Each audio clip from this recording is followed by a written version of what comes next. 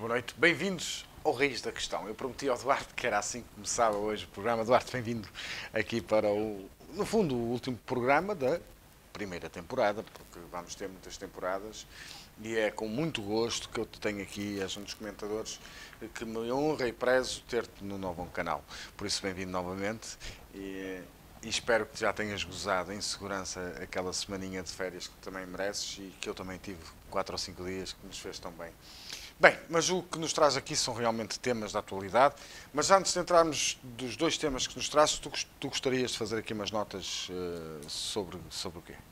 Exatamente, algumas notas iniciais, até porque, como sabes, nós, enfim, acabamos por abordar aqui os temas em geral. Não é necessariamente os temas que são mais falados durante a semana, mas até porque a ideia também é trazer aqui temas que não têm uma visibilidade constante, mas que considero que de alguma forma devem ser falados e discutidos e pensados. E portanto eu tenho algumas breves notas antes de entrarmos nos dois temas de hoje. E que antes de mais, pronto, só dizer que também é um gosto para mim estar aqui em todos os programas que temos feito, e acho que tem sido extremamente interessante trazer aqui estes temas que considero relevantes e no fundo também acabar por ou procurar provocar alguma discussão e pensamento da parte das pessoas que nos acompanham. E tens conseguido. Então, e tens conseguido. Até a mim. Exatamente. É bom, assim, a realidade é essa. Exatamente. E então eu queria começar por umas breves notas iniciais e começar primeiro por referir que, pronto, como poderá ser conhecimento da generalidade das pessoas, um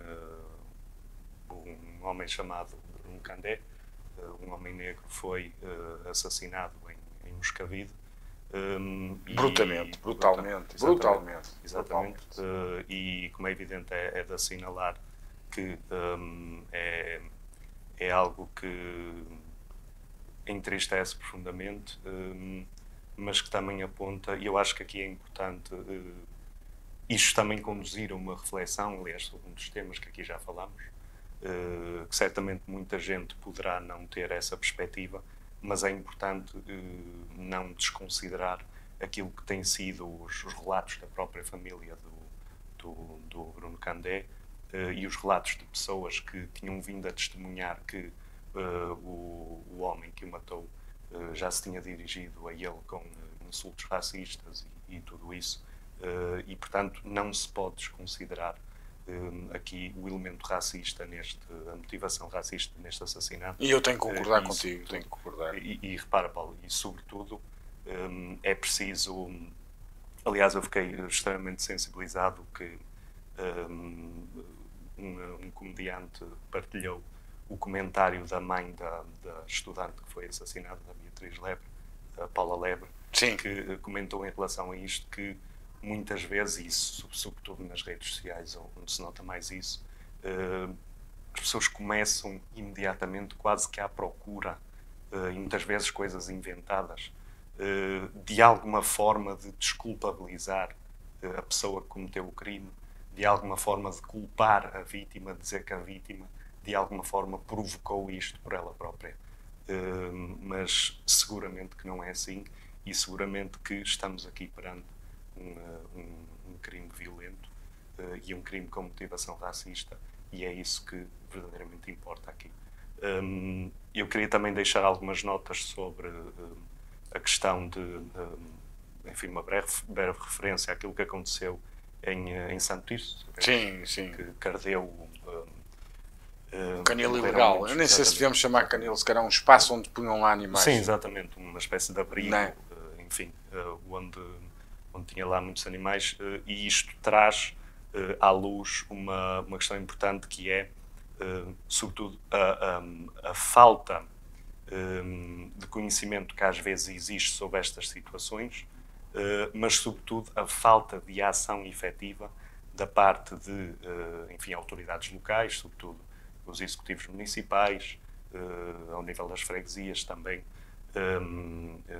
e da própria Direção-Geral da Alimentação e Veterinária, que tem competência nestas matérias, e sobretudo a falta de uma estratégia a nível local, não só em São Tirso, mas em muitos outros concelhos. Ainda agora tivemos os bombeiros de Entre Rios a resgatar 11 julgo que cães, todos cães, na zona do Aterro, no sul de Penafiel. Que temos verdadeiramente um grande problema nesta matéria de abandono de animais e de falta de resposta da parte das autoridades.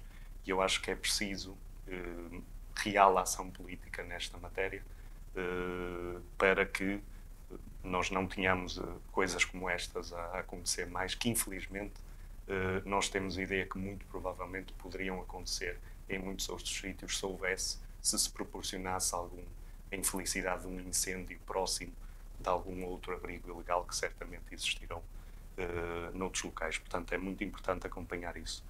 E queria também deixar duas notas e sob a forma de apelo de alguma medida, que é, primeiro, em relação à questão que também tem a ver com isto de ter ardido aquela zona e o canil, ou o abrigo, que é a questão da limpeza dos terrenos e do ordenamento do território. Aliás, nós já falámos aqui, não é, sobre a questão da floresta. Continua-se a haver muita falta de iniciativa da parte sobretudo das câmaras municipais, que têm competência para avançar com a limpeza e depois imputar aos proprietários, quem quer que sejam, os custos disso, porque o que não se pode fazer é deixar a coisa andar e depois, quando vêm os incêndios, que infelizmente sabemos que nesta altura estamos na época, não é? E vamos continuar durante mais várias semanas, o que não se pode fazer é deixar andar e depois ver as reais consequências de se ter enfim, terrenos que não são geridos, que não, onde não haja manutenção, ver acontecer incêndios e as perdas, sobretudo humanas ou animais e materiais dessa problemática. E eu queria também, e portanto o apelo é no sentido das próprias pessoas interpelarem, chamarem a atenção dos municípios, das freguesias, para os terrenos desordenados e sem manutenção nas suas proximidades. E outro apelo, que é sobre a questão do Estatuto de Cuidador Informal, que nós já falámos aqui, que um dos projetos pilotos é precisamente aqui em Penafiel, e até dia 31 de julho seria particularmente importante as pessoas que vivem com quem cuidam requererem o estatuto e requererem o subsídio, o apoio financeiro, porque se requererem, se derem entrada do pedido até dia 31 de julho, ainda conseguiriam obter o apoio a partir de 1 de abril de 2020. Contaria a partir dessa altura. Mas, mesmo que as pessoas não vivam, quem presta cuidados informais não viva com quem cuida e, portanto, não tenha direito a esse subsídio, é muito importante que se inscrevam na mesma. Porque esta é uma questão em que, para se poder verdadeiramente avaliar os apoios, todas as medidas que estão inscritas no Estatuto de Cuidador Informal, é preciso que quem presta esses cuidados se inscreva, obtenha o Estatuto de Cuidador Informal, para que as próprias autoridades que têm competência na matéria possam avaliar os apoios que fazem sentido, a possibilidade que existe para dar determinados apoios, quantos recursos humanos ou mais, eventualmente, funcionários seriam necessários da Segurança Social e Saúde para colmatar as falhas que possa haver. Portanto, é extremamente importante que quem presta cuidados informais peça o estatuto na Segurança Social e deixava esse apelo também. Bem, já agora, eles podem pedir via online, não é? Também. E qual é a entidade? Portanto, podem ir ao site do Instituto da Segurança Social ou até escrever no Google Estatuto de Cuidador Informal, e lá aparecerá logo o site da Segurança Social com toda a informação. E falar em cuidadores, o primeiro tema que trazes e bem é os direitos de pessoas com deficiência. Ora bem. Aqui está um tema. Exatamente.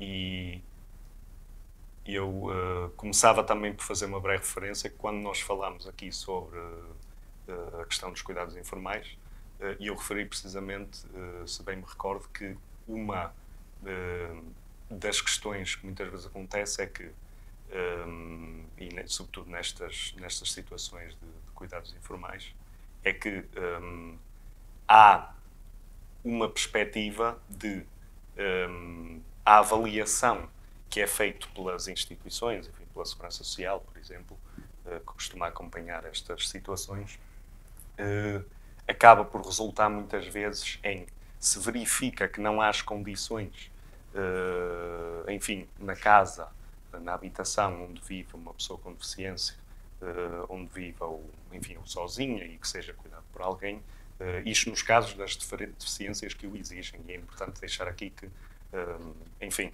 há muitas formas da deficiência, e é importante também considerar e ter a perspectiva disto não como, enfim, limitações das pessoas, mas de alguma forma cada pessoa tem as suas valências de acordo com a sua identidade, de acordo com as suas capacidades, e é essa perspectiva que eu acho que é importante. E o que acontece muitas vezes é que passa-se de, se verifica que não há condições num determinado momento para, enfim, em casa, alguma pessoa com deficiência que precisa de alguma adaptação, digamos, em casa, que precisa de determinados cuidados, o que existe muitas vezes é, não verificando-se que não tem condições no momento presente, passa-se imediatamente para a institucionalização, que é colocar pessoas com deficiência, mas também acontece, por exemplo, com pessoas idosas, não é? Em lares residenciais, onde frequentemente não têm as condições para desenvolverem aquilo que é a vida independente, que é um conceito fundamental quando falamos da questão de questões de direitos das pessoas com deficiência. É um conceito central, porque aquilo que é importante, e isto, como é evidente, vem da própria comunidade, das diversas comunidades de pessoas com deficiência, é que se criem as condições para que toda a gente possa exercer, possa viver a sua vida da forma mais independente que é possível, tendo em conta aquilo que são as suas características. E isso exige um compromisso da parte de toda a sociedade e, sobretudo, da parte da nossa estrutura e da nossa organização e responsabilidade comum que tenha forma no Estado. O Estado, seja o Estado Central, o Governo e a Assembleia da República, sejam as autarquias locais, as câmaras e as freguesias. É muito importante que esse compromisso seja assumido e eu queria deixar aqui uma nota histórica, que é, julgo que em 2006, a Organização das Nações Unidas, enfim, chegou ou ratificou uma convenção sobre os direitos das pessoas com deficiência que qualquer país poderia subscrever. E a verdade é que Portugal subscreveu oficialmente em 2009, há 11 anos atrás. Ora, nós chegados aqui, o que é certo é que, em grande medida, não foi cumprida ainda, não se atingiu os objetivos da Convenção sobre os Direitos das Pessoas com Deficiência. E não se atingiu, nós notamos sobretudo por questões tão simples como, em 2015, quando foi eleito pelo Bloco de Esquerda o deputado Jorge Falcato, a Assembleia da República teve que fazer adaptações para que o deputado Jorge Falcato se pudesse deslocar nos espaços da Assembleia da República, se pudesse deslocar ao púlpito para fazer as intervenções. Ora, isto, 6 anos depois de Portugal ratificar essa convenção, e isto, julgo que cerca de uma década ou mais, depois de um conjunto de alterações na lei que exigiam que houvesse, da parte das instituições públicas, a adaptação dos seus edifícios, dos seus espaços, para que qualquer pessoa pudesse aceder a esses espaços. Exato. Que é Como é cada vez evidente, ser mais autónomo. Exatamente. Para aceder aos serviços públicos. Lá fora, sabes que no estrangeiro há muitos países que já é assim. Sim, exatamente, Paulo. Sabe-se que, como é evidente, Portugal está muito atrasado em relação a muitos países que já têm, enfim, mecanismos que são muito mais rápidos, mecanismos que chegam muito mais facilmente às pessoas e, sobretudo, que as pessoas têm conhecimento. Muitas vezes é uma das questões que, quer dizer, cria-se mecanismos, cria-se apoios e tudo mais, como esta questão do estatuto de cuidador, mas não se informa às pessoas. Não há as pessoas acabam por nem informação. saber. Exatamente, as pessoas acabam por não saber, acabam por não aceder a esses apoios e depois, no fundo, a leitura que, infelizmente, muitos agentes políticos fazem é que se as pessoas não estão a aceder é porque se calhar não precisavam assim tanto. Ou então é porque falso. Exatamente, porque não informam. Não é? Não, exatamente, porque não informam. E por isso é que muitas vezes até sobra dinheiro. O dinheiro não é gasto. Não, isso acontece, Paulo, acontece e por isso é que é muito importante sempre que se criam esses apoios, como esta questão do Estatuto de Cuidador Informal, que é um apoio não só para o cuidador, mas também para a pessoa que é cuidada, que, como é evidente, será, entre aspas, beneficiada de o cuidador ter uma formação técnica mais avançada e ter condições na sua própria vida para poder prestar os cuidados à pessoa. E, portanto, é muito importante, sempre que um apoio é criado, a informação ser disseminada e, sobretudo, os trabalhadores, neste caso, por exemplo, da Segurança Social, terem a formação devida. Muitas vezes, infelizmente, sabemos que não acontece por culpa da gestão da Segurança Social e do próprio Ministério, como é evidente, que é os trabalhadores e as trabalhadoras terem uma formação sobre todos os apoios que estão disponíveis para poderem informar as pessoas devidamente. E sabe-se, por exemplo, eu falo, foi criado em 2014 um mecanismo nacional de que é monitorização da implementação da Convenção, que Portugal ratificou, sobre os direitos das pessoas com deficiência, e aquilo que tem sido a posição desse mecanismo é que realmente não está a haver os avanços no tempo que seria razoável para haver esta evolução, para realmente nós adaptarmos tudo aquilo que é o espaço público, enfim, à diversidade funcional que existe entre a nossa população, para adaptarmos, por exemplo, a questão de uma questão tão fundamental como da comunicação, que, por exemplo, nos serviços públicos, muitas vezes a dificuldade que pessoas surdas têm em comunicar com os serviços, por não haver intérpretes de língua gestual em número suficiente. Isso verifica-se, por exemplo, nos cuidados de saúde, que ainda agora, eu julgo que foi aprovada uma proposta, infelizmente sem julgo que até o próprio Partido Socialista foi o único que, enfim, não se posicionou a favor disso, que é uma proposta para a contratação, houve várias, aliás, para a contratação de mais profissionais intérpretes de língua gestual para o Serviço Nacional de Saúde, para as pessoas que usam a língua gestual como forma de comunicação possam aceder a esses serviços e possam ter o atendimento que é exigível.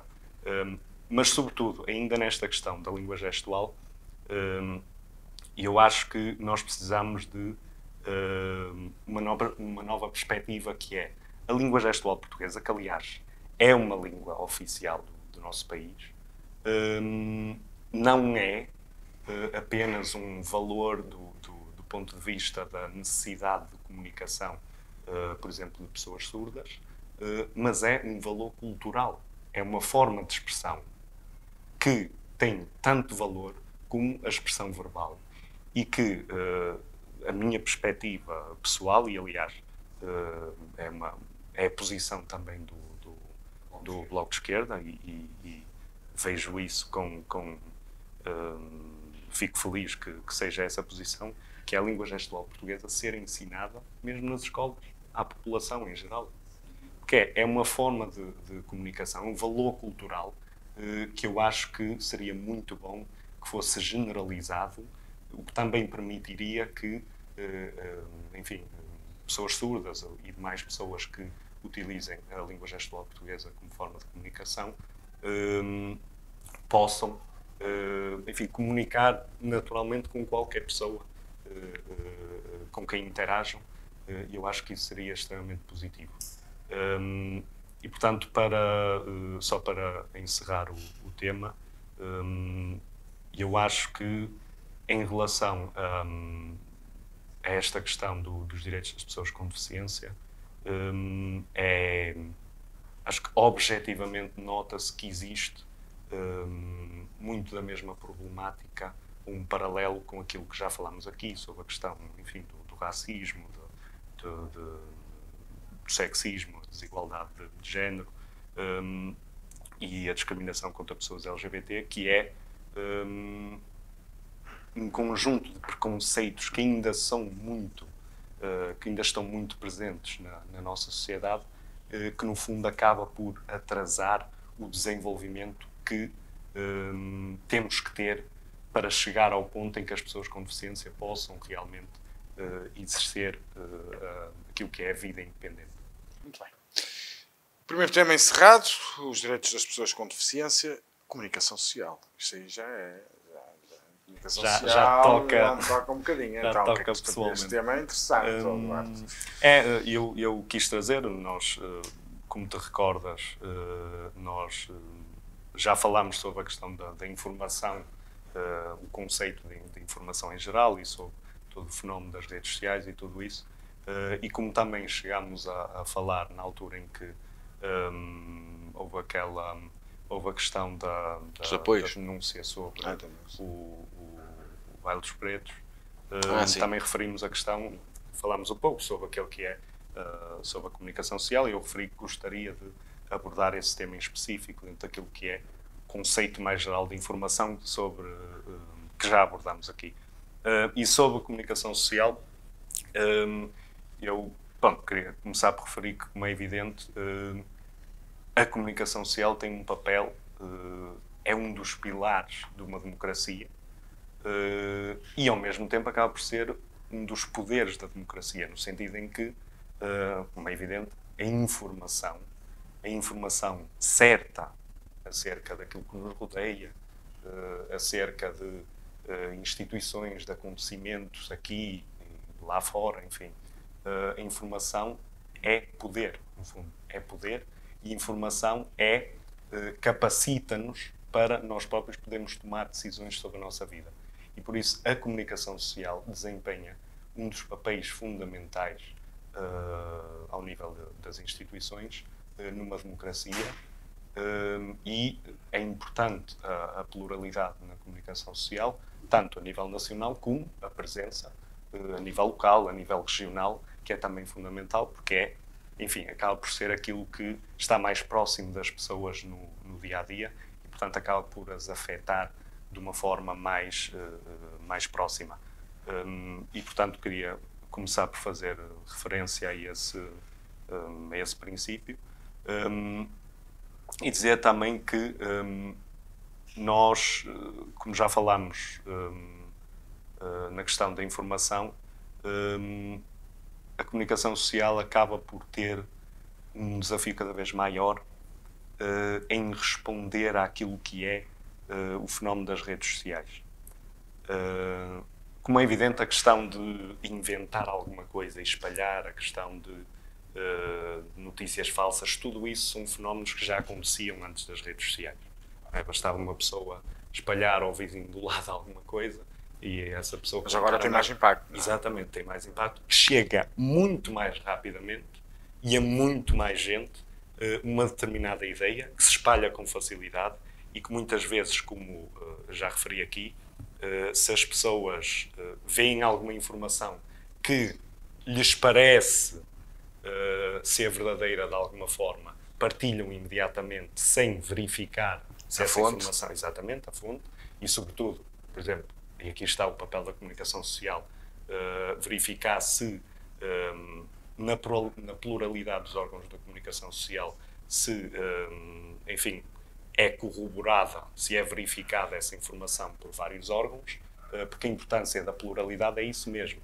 Muitas vezes o que acontece, e aqui uma coisa que me falhou na nota inicial, porque nós, no fundo, acabámos o outro programa, ficou no ar aquela questão sobre o Francisco Louçã, quando e pronto, ia responder. Só fiz uma pergunta. Não, claro.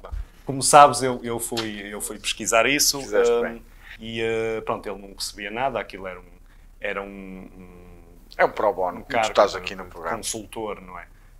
Para o Banco de Portugal, que ele, entretanto, curiosamente, menos de uma semana antes falámos sobre isso aqui no programa, e ele saiu do cargo, que está em fim de mandato e e rejeita a possibilidade de ser renovado, mas é um cargo de consulta, não é remunerado. Mas aqui está a questão, porque foi lançada uma notícia por um dos órgãos de comunicação nacionais, o Correio da Manhã, que Francisco Louçã tinha o cargo remunerado e que até tinha um gabinete. Ora, Francisco Louçã teve que lançar um desmentido sobre essa informação errada, e isto mostra precisamente uma questão que é, muitas vezes, o que acontece é que, como as redes sociais representam um novo território em termos da rapidez com que uma informação se espalha, acontece que muitos órgãos de comunicação social, os nacionais sobretudo, muitas vezes vão atrás daquela tentativa do sensacionalismo, de causar algum impacto, de ter partilhas, das pessoas falarem desse órgão de comunicação, de ter visualizações. E o que acontece muitas vezes é que nessa, enfim, ânsia de produzir algum conteúdo que apele mesmo às pessoas, enfim, acabam por lançar informação falsa, objetivamente falsa, e, como é evidente, depois desejavelmente assumem as suas responsabilidades e assumem que aquela informação não estava correta.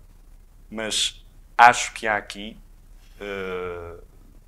uma questão muito importante, que é, muitas vezes nós vemos, e sobretudo eu noto o contraste, por exemplo, entre Portugal e os Estados Unidos, que eu vou acompanhando alguma da informação lá, e eu acho que muitas vezes há algum receio da parte da comunicação social em assumir mesmo o princípio, o caráter mais de, enfim, de se afirmarem enquanto e assumirem a responsabilidade enquanto poder, no sentido de afirmarem às pessoas que a informação não é algo que, enfim, que se invente do nada, não é? É algo que exige um processo. E há um processo. Conhecimento. Exatamente. E há um processo. E uma das notas do processo é que temos que ouvir todos. Pronto, não se pode lançar nada cá para fora, claro, se não ouvirmos os intervenientes todos. Paulo. Isso faz parte do Código Deontológico dos jornalistas. Ora bem, há o Código Deontológico, há processos, enfim, desenhados para o exercício profissional do jornalismo, e é muito importante que esse processo seja sempre verificado e que não sofra, e entre aspas, às mãos da necessidade que muitas vezes há para produzir a tal notícia com impacto, o tal conteúdo apelativo, porque eu acho que a comunicação social também tem que não se deixar levar por aquilo que é, demasiado por aquilo que é a questão das redes sociais, não no sentido de não ter presença, como é evidente devem ter presença, como tem o novo canal, como tem a generalidade dos órgãos. Mas a nossa plataforma principal é o site, não é? Sim, exatamente. E eu acho que tem que haver o cuidado de não ir atrás do que é o fenómeno das redes sociais e de afirmar o jornalismo por aquilo que é, pelo processo de procura de informação, de confirmação exaustiva da informação que é, e um processo também, enfim, transparente, um processo que, enfim, que também participa, também está enquadrado naquilo que é a nossa democracia, não é, que contribui também para a democracia, exigindo transparência dos agentes políticos. E eu acho que é preciso essa maior afirmação dos princípios do jornalismo e, sobretudo, eu acho que seria interessante também ver uma maior pedagogia em relação à população em geral, precisamente também para as pessoas perceberem que pode ser cansativo, pode ser, enfim, pode nos deixar um bocado frustrados não partilhar uma coisa que nós achamos importante imediatamente, mas é muito importante, quando alguma informação se apresenta perante nós, primeiro respirar fundo, olhar para aquilo que são as fontes dessa informação, tentar pesquisar e encontrar fontes que sejam credíveis, fontes da comunicação social que sejam credíveis, fontes de instituições oficiais. É muito importante que as pessoas sigam também este princípio, porque naquilo que é as redes sociais acaba por se espalhar muita coisa que é falsa. As pessoas ficam com uma ideia deturpada da realidade e é assim, isto é mau para a democracia porque quando as pessoas têm uma ideia da realidade que é falsa, quando partem não de factos, mas de invenções e coisas que na realidade não se verificam, o que acontece é que as pessoas não são verdadeiramente livres a tomar as decisões com base naquela informação. A liberdade, a democracia exigem que as pessoas tenham o conhecimento devido daquilo que é mesmo a realidade.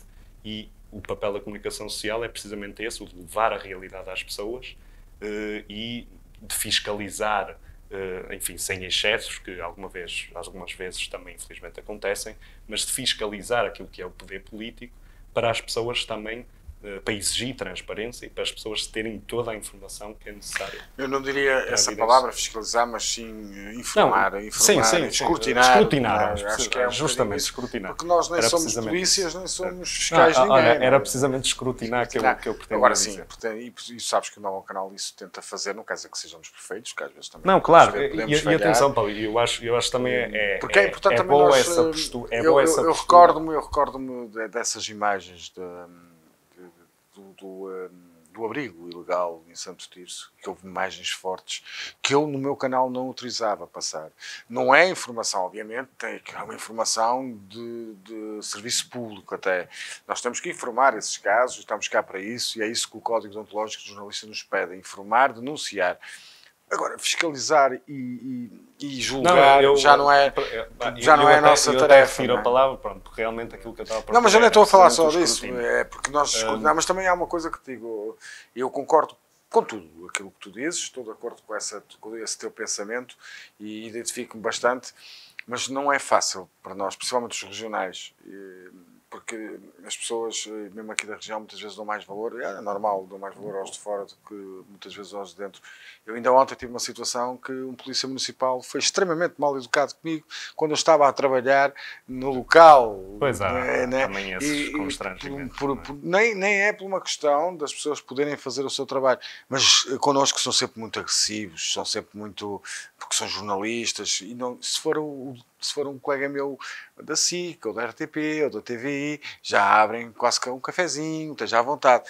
Se é um bom canal, se é o Jornal da Verdade, se é o Verdadeiro Olhar, se é o PNFL Magazine, se é o Imediato, se é a Rádio Clube PNFL, se é a Rádio Jornal, se somos nós que andamos aqui, que sabe Deus o que é que nós passamos para sobreviver, porque eu penso que eu não quero estar a meter-me na vida dos meus colegas, mas eu penso que nenhum de nós tivemos ajudas financeiras de ninguém. Tratam-nos às vezes como fôssemos, sei lá, alguns marginais. Eu ontem senti-me, quer dizer, fui fazer uma reportagem onde estou a estacionar um carro e vem um senhor com um espalhafato muito grande, repara, e tem que tirar o carro, e tem que não sei o quê, e não sei o que mais, e ameaças.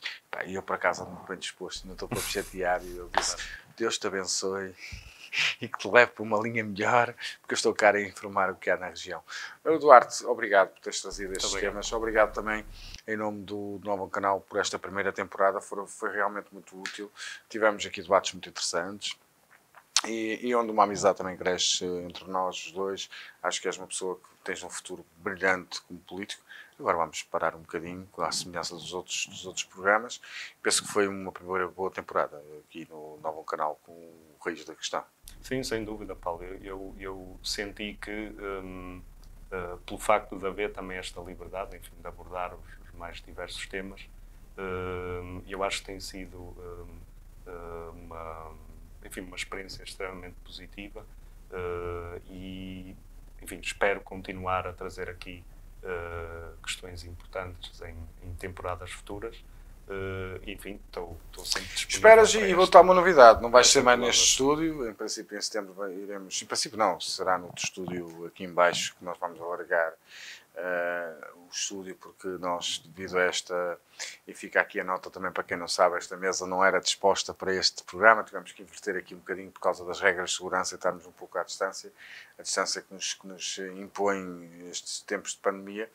Não, vai ser uma segunda temporada, se calhar com mais, até com intervenientes, com convidados, com pôr um bocadinho o programa mais ativo, mas será uma aposta do novo canal, ao contrário das outras televisões nacionais que vão estar, e se calhar bem, porque nós aqui temos pessoas da região a fazer comentários, não temos ninguém que seja de fora ou nenhuma estrela mediática ou ex-ministros, ou seja o que for. Temos o Luís Filipe Menezes, que é um comentador de luxo, mas que é do Norte, que é daqui da região e que fala-nos e traz-nos aqui temas bem conseguidos. Por isso nós não vamos acabar com os comentadores, porque penso que é uma linha que nos tem trazido algum sucesso e que as pessoas nos ouvem e que se identificam aqui da região. Porque o que é importante é Tâmega, Sousa e Douro.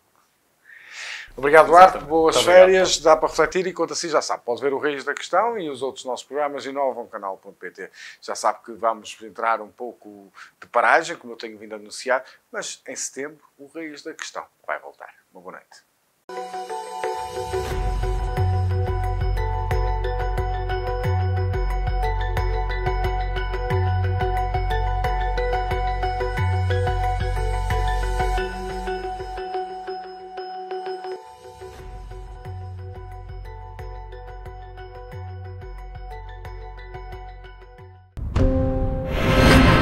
Novo Canal. Sempre novo, sempre seu.